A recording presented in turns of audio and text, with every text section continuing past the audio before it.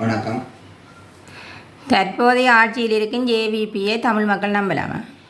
உண்மையிலே ஜேவிபி என்றது அதை நம்பலாமா நம்பக்கூடாதான்றதுக்கு அப்பால் ஜேவிபின்ற ஆரம்பமே ஒரு இனவாதம் தான்.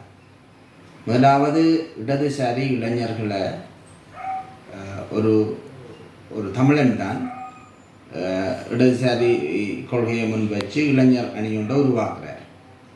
அதில் ஒரு உறுப்பினராக இருந்தவர் தான் இந்த சோமவன்ச அமரசிங்க. அவர் பின்னுக்கு அந்த தமிழ் தலைமைத்துவத்தை ஏற்காமல் அதிலிருந்து பிரிஞ்சு வந்து தான் வெளியில் வந்து தான் இந்த ஜேவிபி என்றதை ஆரம்பிக்கும்.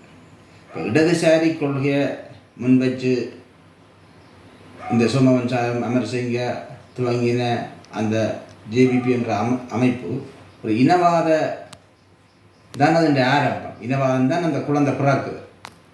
அப்போ பின்னுக்கு அது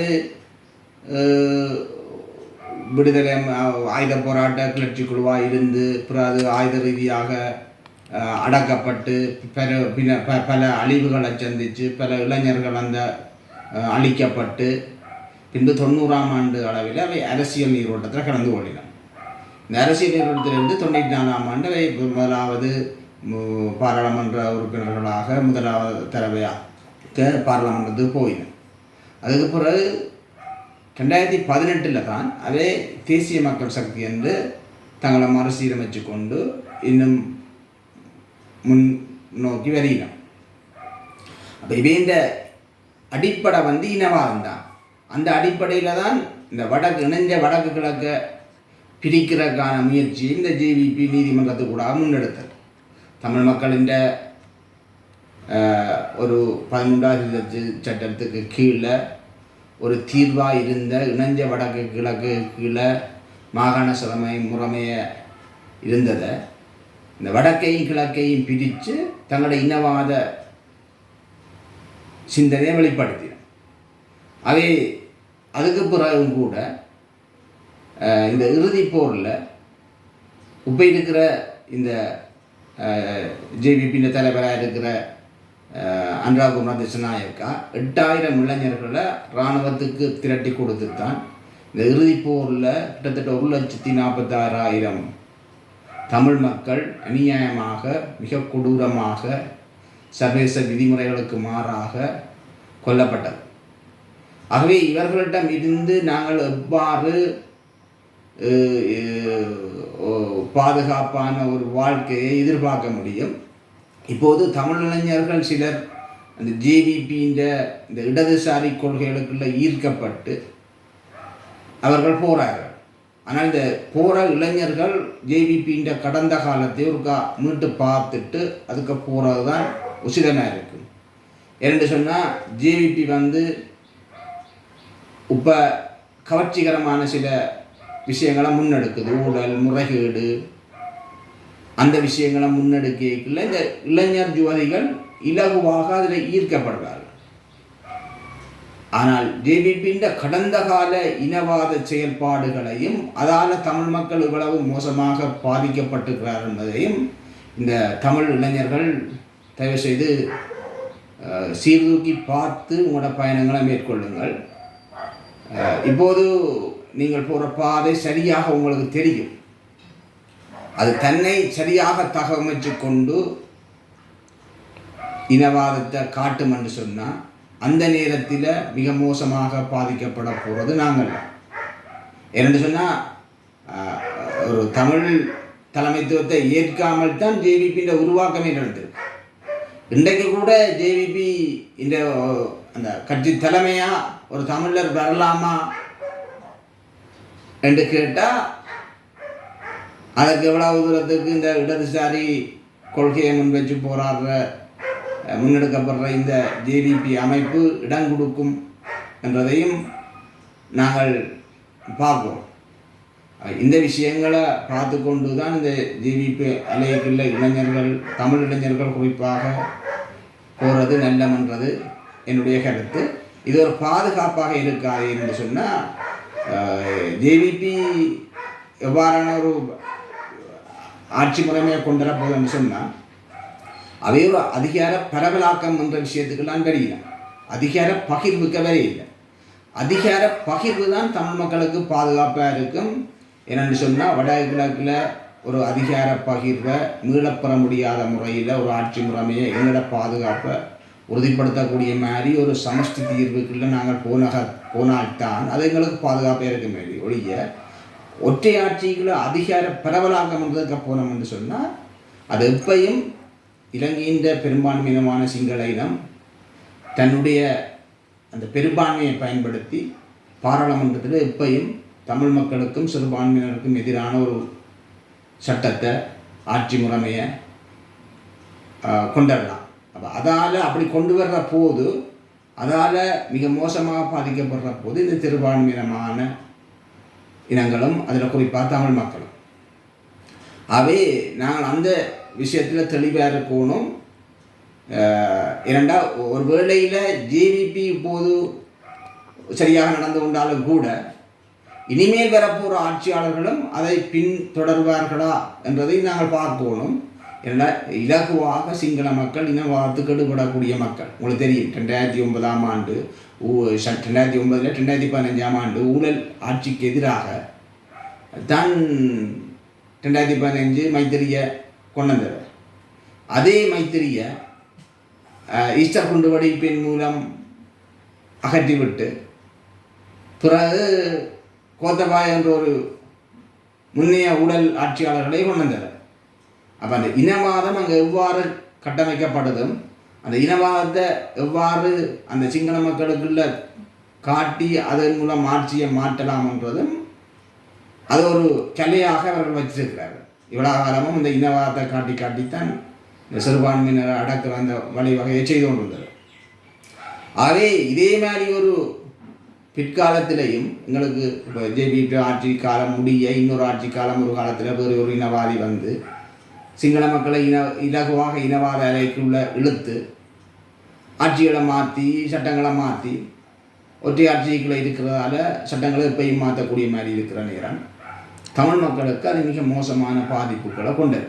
ஆகவே தமிழ் மக்கள் எப்போதும் தங்களுக்கான பாதுகாப்பை உறுதிப்படுத்தக்கூடிய ஒரு தீர்வுக்காக போகணும்.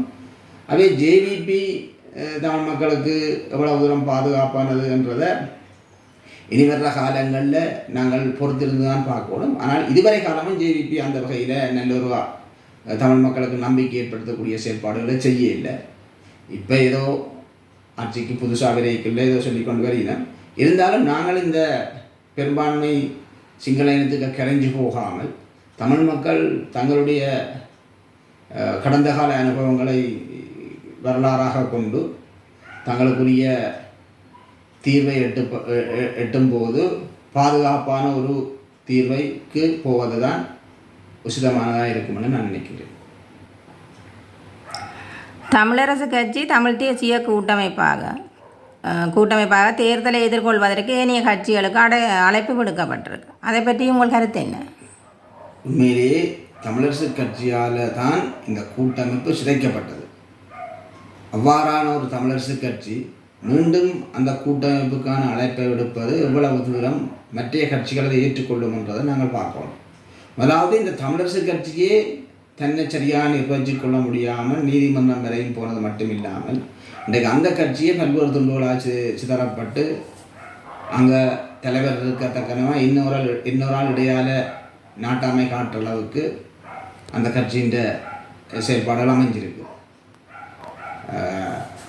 கடந்த காலங்களில் இந்த தமிழரசு கட்சி தமிழ் தேசிய கூட்டமைப்பாக செயல்படுகின்ற போது மற்ற கட்சிகளை மதிக்காமல் மற்ற கட்சிகளோடு அந்த பொறுப்பு நிலைகளை பகிர்ந்து கொள்ளாமல் தாந்தோன்றித்தனமாக தனியொரு கட்சியாக ஆதிக்கம் செலுத்தி வந்ததின்ற விளைவு தான் தமிழ் தேசிய கூட்டமைப்பு உடல். அவே இப்போது தண்ட கட்சியை கூட ஒழுங்காக நிர்வகிக்காமல் நின்று கொண்டு மற்ற கட்சிகளை வாருங்கள் எங்களுடன் இணைந்து போட்டியிடலாம் என்று அணைப்பது எவ்வளவு தூரம் மற்ற கட்சிகள் அதை ஏற்றுக்கொள்ளும். ஏன்னா மற்ற கட்சிகள் ஓரளவு நிர்வாகத்தின் கட்டமைப்போடு அவைகள் ஓரளவுக்கு இருக்கின்றன. அவ்வாறான பலமான ஒரு கட்டமைப்பு நிர்வாக கட்டமைப்புகளை வைத்திருக்கிற அணிகள் இவைகள் தங்களுக்குள்ளேயே ஒரு நிர்வாக கட்டமைப்புனா சிதறி போய் நின்று மற்றவர்களுக்கு அழைப்பு விடுவது எவ்வளவு மற்றவர்கள் ஏற்றுக்கொள்வார்கள். அவை அதுக்கான சாத்தியக்கூறு குறைவானது என்றுதான் நினைக்கின்றேன். சங்கு சின்னம் இப்போது குத்து விளக்குக்கு மாற்றீடாக பயன்படுத்த போவதாக செய்திகளில் வெளியாகி கொண்டிருக்கு. அது பற்றி உங்கள் கருத்து என்ன? சங்கு சின்னத்தை எடுத்தால் தாங்கள் இலகுவாக வெற்றியை அடைந்து விடலாம் என்று இந்த குத்து விளக்கு சின்னத்தை வைத்திருந்தவர்கள் நினைக்கலாம். ஆனால் இந்த சங்கு சின்னத்தை கொண்டு வரும்போது ஒரு நிபந்தனையோடு தான் கொண்டு வந்தார்கள். அதற்கு முதல் இந்த பொது வேட்பாளராக நிறுத்தப்பட்ட அரியநேந்திரன் ஐயாவுக்கு கூட இனிவரும் தேர்தல்களில் அவர் போட்டியிடக்கூடாது என்ற நிபந்தனை ஒன்று இருந்தது. அதை அவர் ஏற்றுக்கொண்டு தான் வந்தார். அதே சங்கு சின்னத்துக்கும் அதே நிபந்தனை வைத்துத்தான் சங்கு சின்னத்தை முன்னிறுத்தினார்கள். அந்த தேர்தலில் மட்டும் பயன்படுத்தி போட்டு அதை விடுற என்று சொல்லி. ஆகவே இவர்கள் இப்போது என்ன நினைக்கிறார்கள்னா, இந்த சங்கு சின்னத்தை எடுத்தால் தாங்கள் இலகுவான முறையில் சென்ற ஜனாதிபதி தேர்தலில் மக்களுக்கு பயிற்றப்பட்டதால் பழக்கப்பட்டதால் தாங்கள் இந்த சின்னத்தை பயன்படுத்தினால் இலகுவான வெற்றிகளை ஈட்டலாம் என்று சொல்லி அவர்கள் அப்படி நினைத்தாலும் கூட இது ஒரு அந்த உண்மைக்கு புறம்பான நேர்மை இல்லாத செயல் என்றதை மக்கள் புரிஞ்சு கொள்வாங்க. என்னென்னு சொன்னால், அவர்கள் முதல் கண்ட உடன்பாடு இந்த பொது கட்டமைப்பு என்ற முறையிலிருந்து கண்ட உடன்பாடு இந்த சங்க சின்னத்தை அந்த ஜனாதிபதி தேர்தலை தவிர வேறு எந்த தேர்தலுக்கும் பயன்படுத்துகிறீர்கள். அதை ஒரு திருட்டுத்தனமாக யாருக்கும் தெரியாமல் இந்த குத்துவிளக்கு சின்னத்துக்கு மாற்றிட அவர்கள் பெற்றிருப்பது என்பது முதலாவது தவறு. அதோட இந்த பொது கட்டமைப்பில் உள்ள சிவில் சமூக பிரதிநிதிகளும் இதற்கு ஒரு உடந்தையாக இருக்கிறார்கள் என்றதுதான் இப்போது மக்கள் பொது தளங்களில் கதைக்கிற விஷயம் என்னென்று சொன்னால், இவர்களும் உடந்தையாக இருந்து கொண்டு தான் இதை செய்கிறார்கள் என்று சொல்லி. அவை அந்த சங்கு சின்னத்தை தாங்கள் எடுத்துக்கொண்டால் தாங்கள் இலகுவாக மக்களிடம் வாக்குகளை அதிகமாக பெறலாம் என்று நினைத்து அவர்கள் போட்டியிட்டால் அவர்கள் அந்த சின்னத்தை எடுத்திருந்தாலும் கூட அது ஒரு தவறான முடிவாகத்தான் அமையும். அவ்வாறு சங்கு சின்னம் ஒரு ஒரு ஒரு மக்கள் நலனுக்காக பயன்படுத்துகிறது என்று சொன்னால், அது பொது அமைப்புகளாக சேர்ந்து அந்த முடிவெடுத்து ஒரு பொது கட்டமைப்பாக அரசியல் கட்சிகள் எல்லாம் இணைந்து ஒரு பெரிய அளவில் மக்கள் நலனுக்காக போட்டியிடுவதாயின் அவ்வாறான தேவைக்காக இந்த சங்கு சின்னத்தை எடுக்கலாமே ஒழிய நயவஞ்சகத்தனமாக நெறித்தனமாக இந்த வெற்றியை பெறுவதற்காக ஒரு சூழ்ச்சிகரமான நடவடிக்கையாக மக்களுக்கு முன்வைக்கப்பட்ட வாக்குறுதிக்கு மாறாக இந்த திருட்டுத்தனமான நடைமுறையை கடைப்பிடிப்பது இவர்கள் ஒரு நேர்மையற்றவர்கள் என்பதை காட்டுவதோடு இவர்களுக்கு பின்னால் இவர்களுக்கு வாக்களித்து இவர்களிடம் எவ்வாறு அரசியல் தீர்வை எதிர்பார்க்க முடியும், உண்மையான ஒரு தீர்வை உண்மையாக மக்களுக்கு உண்மையாக மக்களுக்காக உழைப்பார்கள் என்பதை எவ்வாறு மக்கள் எதிர்பார்க்க முடியும். ஆகவே இந்த சங்கு சின்னத்தை இவ்வாறு இந்த திருட்டுத்தனமாக குத்துவிளக்கு மாற்றீடாக பெற்ற முறைமை மிகவும் கண்டிக்கத்தக்கது. நன்றி. மக்களுடன் போராளிகள், மக்களுக்காக போராளிகள்.